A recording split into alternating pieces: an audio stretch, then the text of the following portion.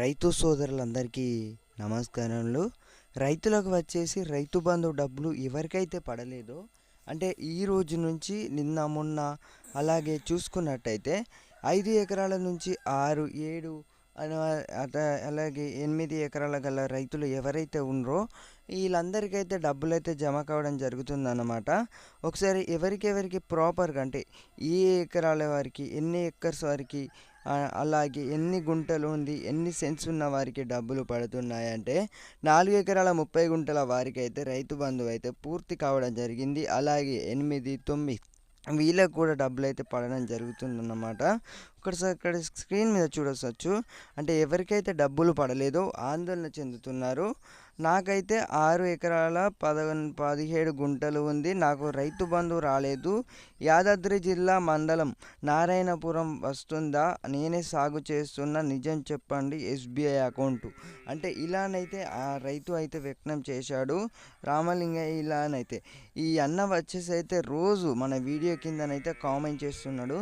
అంటే నేనైతే మీకు ఒకటే చెప్తాను, కొంచెం ముందు వెనుక అంటే ఈ నెల 24 తేదీలోపు అయితే ఖచ్చితంగానైతే రైతు బంధు డబ్బులు అయితే నేనైతే చెప్తున్నాను 100% అయితే డబ్బులు అయితే అందరికైతే డబ్బులు అయితే జమ కావడం జరుగుతుందన్నమాట.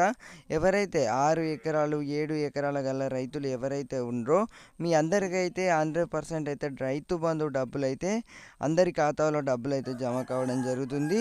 ప్రస్తుతం ఉన్న రైతు బంధు పథకానికి గణనీయమైన మార్పులు తీసుకురావాలనే రియల్ ఎస్టేట్ హోల్డింగులు మినహా చురుగ్గా సాగు చేసే వారికే కఠినంగా చర్యలు అయితే చేపట్టుతున్నారు అధికారులు. వచ్చేసి వ్యవసాయ భూములకు ప్రత్యేకంగా రైతు భరోసా పథకం అమలు చేయాలని సీఎం రేవంత్ రెడ్డి తన ఉద్దేశాన్ని పునరుద్ధరించారు. కాగా 5 ఎకరాల లోపు భూమి ఉన్న రైతులకు వచ్చేసి వచ్చే వానాకాలం లోపు అయితే ఇదైతే ఒక good news and bad news అనేది చెప్పుకోవచ్చు. ఇక్కడ స్క్రీన్ మీద చూసుకోవచ్చు. నిన్న వచ్చేసి అంటే చాలామందికి అయితే డబ్బులు అయితే జమ కావడం జరుగుతుందన్నమాట. 12 ఎకరాలు మా ఖాతాలో వచ్చేసి డబ్బులు అయితే జమ కావడం జరిగింది నిన్న వచ్చేసి అని అయితే చెప్పడం జరిగింది. సో కాగా అందరికైతే డబ్బులు, రైతు మిత్రులందరికీ నమస్కారములు.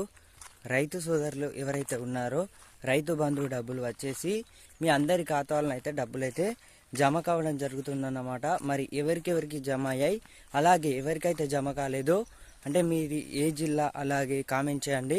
మరి డబ్బులు అసలు ఎందుకు పడతలేవు? కొన్ని జిల్లాలో వచ్చేసి చాలా మందికి అయితే 100% పైగానైతే డబ్బులు అయితే ఏవైతే రైతు బంధు స్కీమ్ కింద ఇచ్చేదో అవే అగ్రికల్చర్ ఫండ్స్ వచ్చేసి చాలా మందికి అయితే రైతుల ఖాతాలో డబ్బులు అయితే జమ కావడం జరుగుతుందన్నమాట. రైతు బంధు ఒక్కసారి పక్కకు పెడితే మనకు 2 లక్షల రుణమాఫీ పై చూసుకుందాం.